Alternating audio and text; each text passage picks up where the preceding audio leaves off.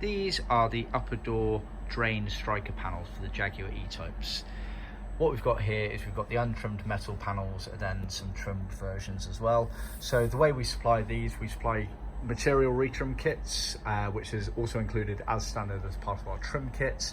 And then as an optional extra to the trim kits, you can either get replacement metal panels here or trimmed up versions here.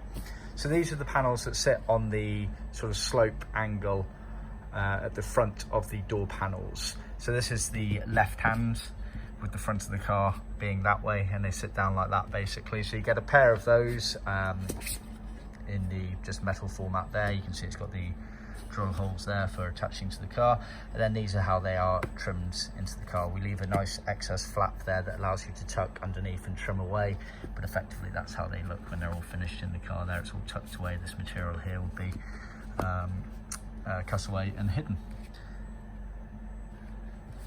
So that's them there. These have been trimmed in Matador Red Vinyl, just FYI. See our website for more details.